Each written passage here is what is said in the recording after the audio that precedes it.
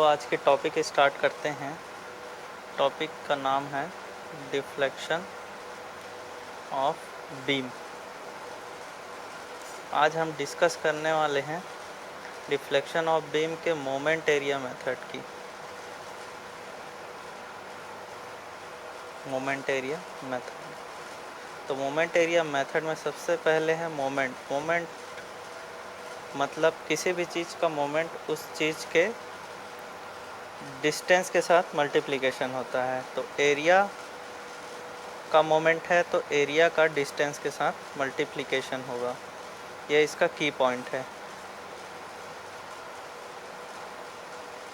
तो कौन से एरिया कौन सा डिस्टेंस, अब इस चीज़ के बारे में हम जानेंगे आगे वीडियो में। तो सबसे पहले अपन बीम की बात करते हैं, तो एक एग्जांपल के थ्रू समझते हैं इसको। सबसे पहले हम एक कैंटिलीवर बीम लेते हैं सिंपल, जिसके एंड में एक कॉन्सेंट्रेटेड पॉइंट लोड P लगा हुआ है। ठीक है, तो अब क्या होगा, अपने को मोमेंट चाहिए, किसका चाहिए, एरिया का चाहिए। ओके, तो हम किसका मोमेंट किसका एरिया लेंगे। तो इस मेथड में दो चीज़ें बात की जाती है, या तो स्लोप निकालने की बात की जाती है या तो डिफ्लेक्शन निकालने की बात की जाती है। तो स्लोप और डिफ्लेक्शन हम किससे निकालते हैं, किसके एरिया किसके मोमेंट से निकालते हैं, bending moment diagram. Bending moment diagram.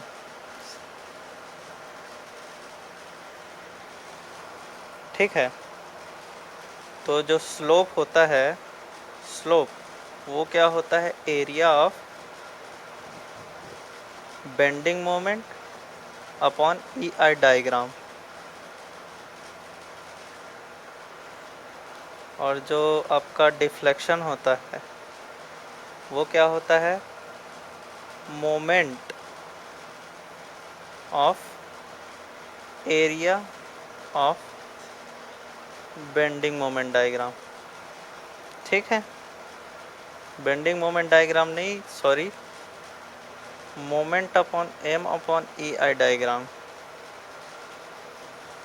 तो M बाई ई आई, तो बेसिकली अगर इस बीम का EI थ्रू आउट सेम है, EI थ्रू आउट सेम का मतलब मटेरियल सेम है थ्रू आउट, और उसका क्रॉस सेक्शन सेम है थ्रू आउट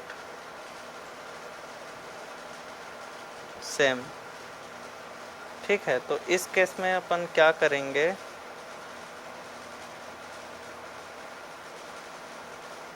सबसे पहले तो कैलकुलेट कर लेंगे क्या रिएक्शन यहाँ पर का।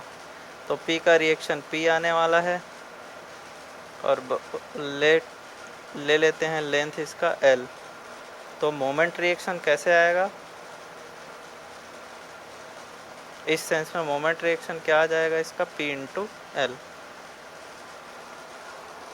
अब हम सबसे पहले बनाना स्टार्ट करेंगे बेंडिंग मोमेंट डायग्राम इसका। तो बेंडिंग मोमेंट डायग्राम के लिए ये जो M is equal to PL है, ये आपका बेंडिंग कपल है जो कि एक रिएक्शन है यहाँ पे। तो ये इसका स्ट्रेट लाइन बनेगा,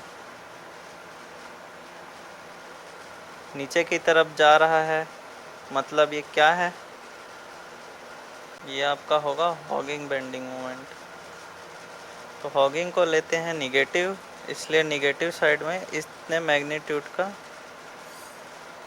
PL मोमेंट आ जाएगा। अब यह मोमेंट अपॉन EI डायग्राम है, तो M बाई EI ये इसका मैग्नीट्यूड हो गया। ओके, तो अब क्या हो जाएगा, यहाँ तक का, यहाँ पर बेंडिंग मोमेंट क्या है, 0। यहाँ पर का बेंडिंग मोमेंट क्या हो जाएगा, बेंडिंग मोमेंट हो जाएगा 0। सो M बाई EI क्या हो जाएगा, 0 हो जाएगा।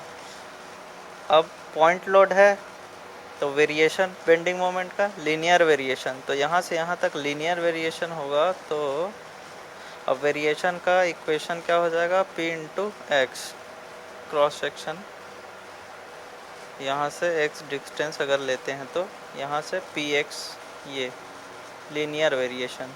ओके, ये हो जाएगा ए बी।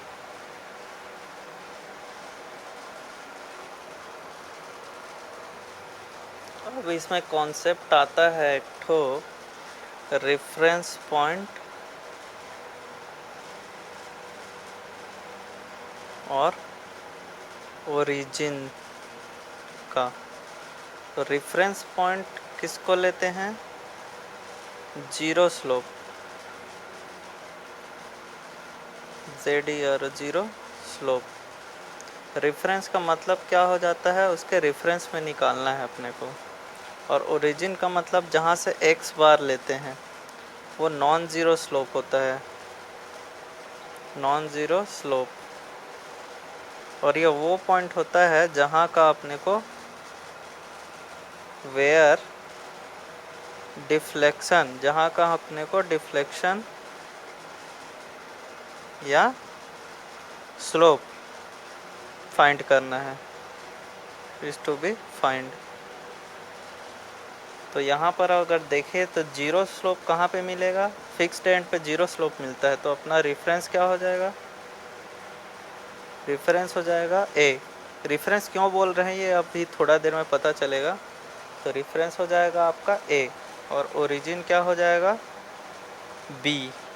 बी ओरिजिन क्यों होगा? क्योंकि वहाँ पर अपने को स्लोप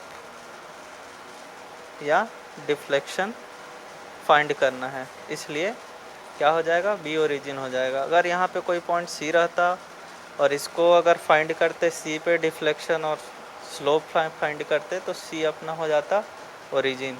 तो अब स्टार्ट करते हैं। ये bending moment M by E I diagram हो गया। और अपना डेफिनेशन क्या कहता है कि ये जो थीटा है, स्लोप है, ये area of M by E I diagram between two points. कौन से टू पॉइंट्स? जिस टू पॉइंट्स का के बीच में अपने को ये मेथड लगाना है। तो अभी अपने को बी चाहिए, तो रेफरेंस अपना ए है, तो ए और बी के बीच में अपने को यूज़ करना है। तो रेफरेंस क्यों बोलते हैं इसको? मोमेंट, ये जो slope of B with reference of A के रेफरेंस में बी का स्लोप, क्योंकि ए का स्लोप जीरो है तो बी का स्लोप फाइंड करना है, इसलिए इसको अपन रेफरेंस बोलते हैं। तो ये क्या हो जाएगा? Area simply of M by E I diagram. Okay, तो इसका जो भी वैल्यू आएगा आपका, तो area of M by E I क्या हो जाएगा? हाफ इंटू मोमेंट है P L upon E I into ये जो उसका लेंथ, ट्राइंगल का एरिया क्या हो जाएगा? हाफ इंटू ट्रायंगल का एरिया क्या हो जाएगा? Half into base into height. Okay, तो half into base into height हो जाएगा। हाइट क्या हो जाएगा आपका? ये हाइट हो जाएगा, ये हाइट हो गया। ओके, ये हो जाएगा बेस और ये निगेटिव होगा। ये चीज़ को ध्यान रखना हमेशा। ये जो है वो जो साइन जाता है वो किसके हिसाब से जाता है कि आपका जो बेंडिंग मोमेंट डायग्राम है वो निगेटिव साइड में है या पॉजिटिव साइड में है, उसके हिसाब से जाता है। ओके, सो ये हो गया आपका स्लोप कहाँ पर का? थीटा बी, क्योंकि थीटा ए ज़ीरो था। ओके, अब डिफ्लेक्शन की बात करेंगे तो डिफ्लेक्शन एट बी ये फाइंड करना है। तो रेफरेंस अपने को पता है, किसके रेफरेंस में फाइंड करना है? ए के रेफरेंस में फाइंड करना है। तो डिफ्लेक्शन ऑफ ए ज़ीरो है, ठीक है। तो अब x बार लेना है। अब इसको ओरिजिन क्यों बोले? ओरिजिन इसलिए बोले क्योंकि यहाँ से अपने को डिस्टेंस कैलकुलेट करना है। तो डिस्टेंस क्या हो? किसका डिस्टेंस चाहिए? Centre of area. इस एरिया का जो सेंट्रॉइड है वो कहीं यहाँ पे लाई करेगा। कहाँ पे लाई करेगा? ट्रायंगल का सेंट्रॉइड बड़ा वाला जो लेंथ होता है वो होता है 2l/3। ओके, तो यहाँ लाई करेगा। तो मोमेंट ऑफ एरिया मतलब x बार उसका सेंट्रॉइड इंटू एरिया, ये हो गया एरिया का मोमेंट, एरिया इंटू डिस्टेंस। तो y भी हो जाएगा अपना 2l/3 इंटू एरिया। एरिया क्या हो जाएगा इसका? PL/2EI, PL²/2EI, यहाँ से अपन, ओके, एरिया। तो ये निगेटिव में होगा। क्यों निगेटिव में होगा? जैसे ये हुआ था, क्योंकि निगेटिव अपना बेंडिंग मोमेंट है, ओके। तो यहाँ पर ये 2 कट जाएगा, यहाँ पे आ जाएगा -PL³/3EI। ये माइनस इसलिए है क्योंकि डिफ्लेक्शन डाउनवर्ड है, तो y का डिफ्लेक्शन, b का डिफ्लेक्शन हो जाएगा, वो डाउनवर्ड हो जाएगा। तो और स्लोप निगेटिव मतलब क्लॉकवाइज डाउनवर्ड, ये डाउनवर्ड टिल्ट करेगा। सो इसका अब इलास्टिक डायग्राम इसका क्या हो जाएगा? इलास्टिक कर्व ऑफ बीम ये हो जाएगा कुछ इस तरह से। ये आपका बन गया, ये आपका ओरिजिनल बॉडी है और ये इसका कुछ इलास्टिक कर्व हो जाएगा। यहाँ पर स्लोप 0, स्लोप बढ़ता बढ़ता बढ़ता बढ़ता यहाँ पर मैक्सिमम स्लोप, ओके। सो ये हो जाएगा y at b = PL³/3EI। Understood? Okay, thank you.